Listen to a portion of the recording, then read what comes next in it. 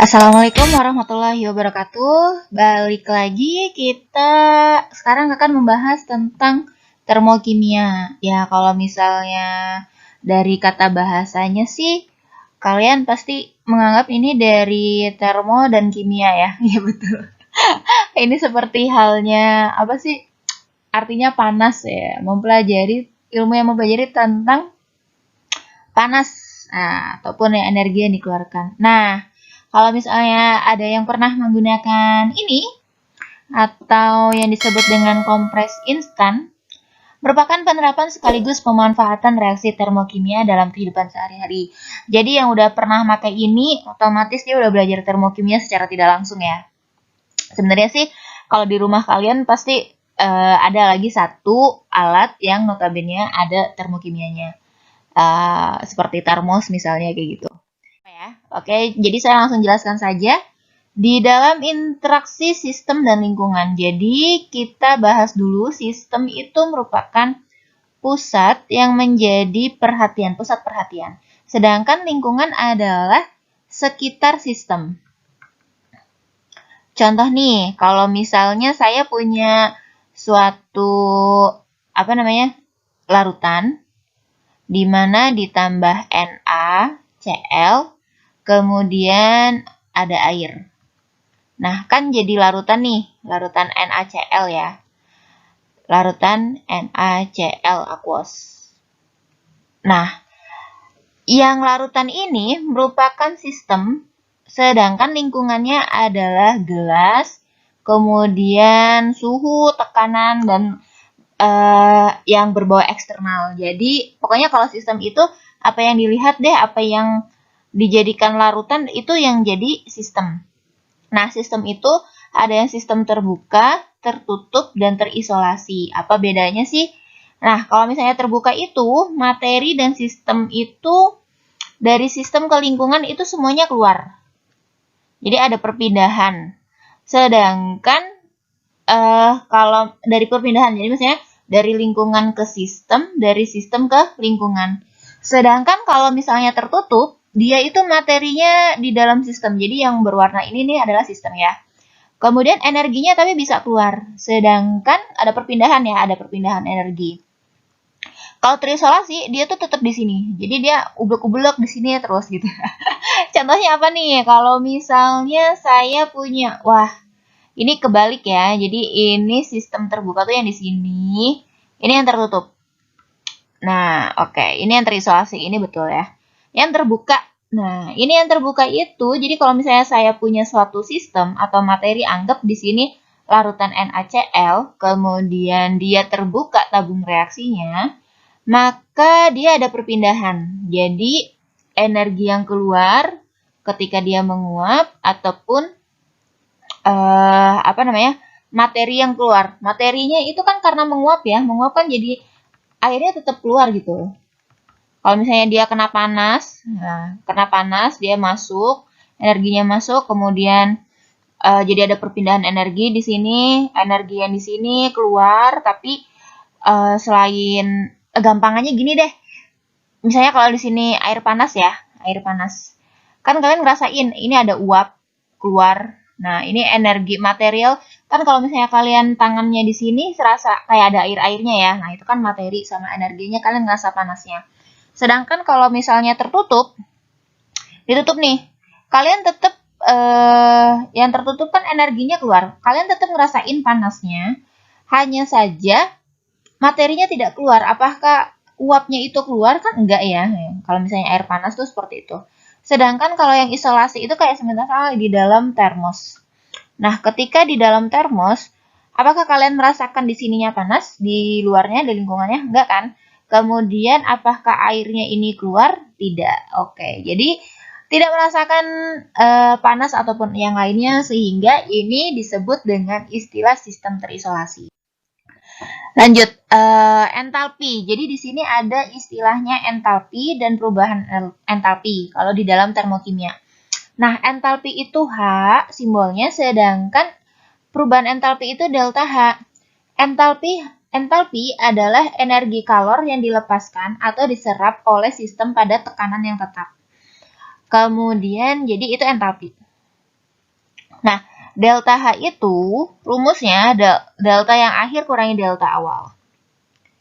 Kemudian besarnya entalpi itu sukar diukur, hanya perubahan entalpi yang dapat ditentukan nilainya. Jadi yang bisa diukur adalah delta H-nya, bukan hanya ya. Tapi kalian harus tahu juga apa yang dimaksud dengan H.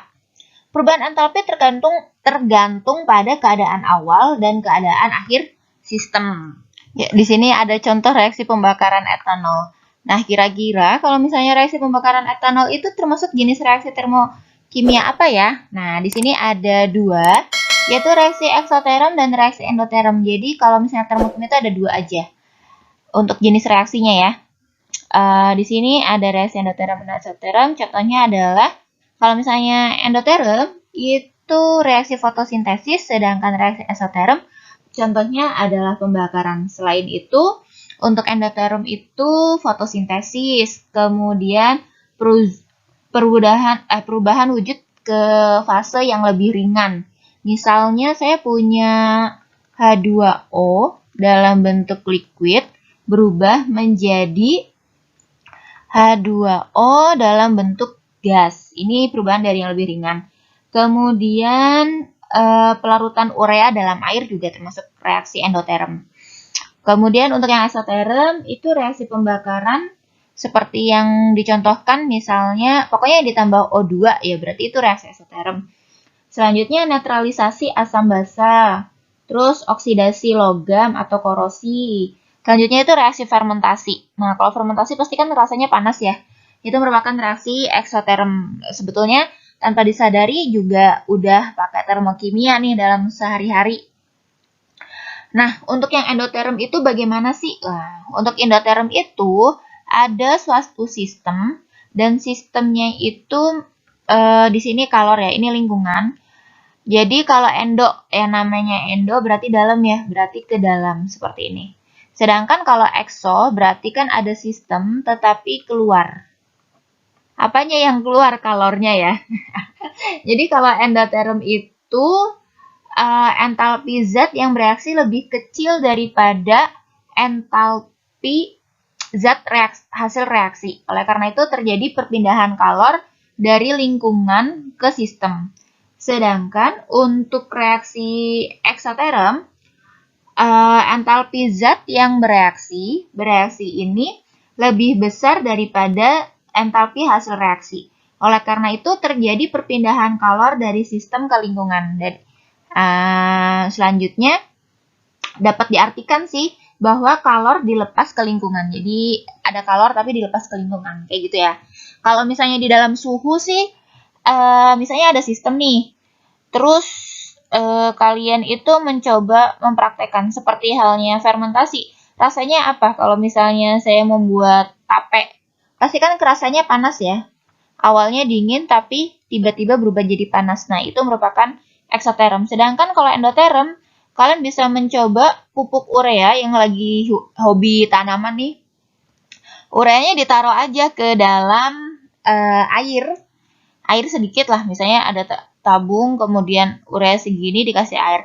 Kalian pegang, pasti akan merasakan. Di sini ada perbedaan ya reaksi kimia antara eksoterm dan endoterm. Seperti yang tadi ketahui ya, kalau misalnya ekso itu dari sistem ke lingkungan, kemudian kalau endo itu dari lingkungan ke sistem. Seperti yang tadi dijelaskan juga, hasil reaksinya itu lebih kecil daripada hasil reaksi. Kalau yang ini hasil reaksinya lebih besar daripada reaksinya. Delta H eksoterm itu negatif. Kemudian untuk yang endoterm hasil delta H-nya itu positif. Jadi kalau misalnya tulisannya tuh kayak gini, delta H negatif. Kalau ini delta H sama dengan positif. Ya, karena tadi delta H-nya negatif, maka arahnya ke bawah. Seperti yang kalian ketahui ya, kalau misalnya di sini area positif berarti daerah negatif ya. Jadi reaktannya itu ke bawah, kemudian produk. Kemudian kalau misalnya ini produk ke atas delta H-nya positif. Hasil reaksinya lebih besar.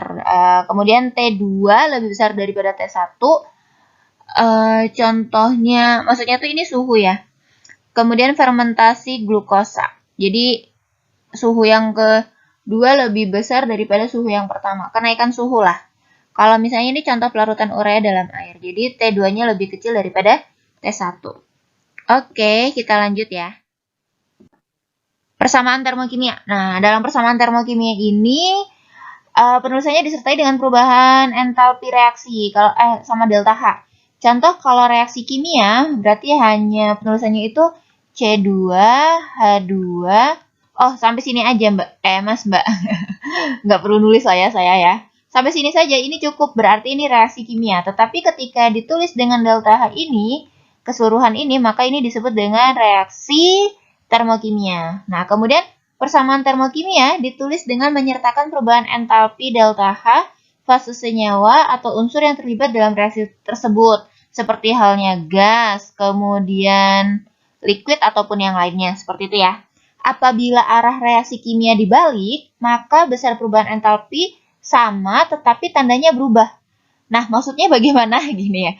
Maksudnya saya kalau misalnya punya 2 CO2 ini dibalik nih reaksinya menjadi C2H2 ditambah 2,5 O2 menjadi 2 CO2 ditambah H2O. Nah, delta H-nya itu dibalik jadi min 142 kJ. Ini maksudnya sama, entalpinya sama, besarannya itu 142. Tetapi dibalik dan tandanya berubah. Yang awalnya positif jadi negatif seperti itu. Kemudian apabila koefisien-koefisien reaksi kimia dikalikan dengan faktor pengali A, nilai perubahan entalpi juga dikalikan dengan faktor pengali tersebut. Contohnya ya, misalnya saya punya ini, tentukan berapa misalnya ini kan reaksi pembakaran ya. Reaksi pembakaran 1 mol C2H2 itu 142.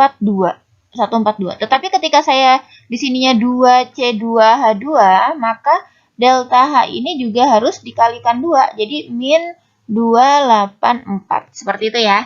Jadi sama-sama berubah tapi dikalikan. Oke, mungkin cukup di sini saya akhiri. Lanjut saja ke video selanjutnya untuk memahami lebih jauh tentang termokimia. Bila taufiq hidayah, wassalamualaikum warahmatullahi wabarakatuh. Jangan lupa kalau misalnya ada pertanyaan tulis di dalam kolom komentar. Jika ingin terus melanjutkan tentang apa itu kimia, silahkan subscribe.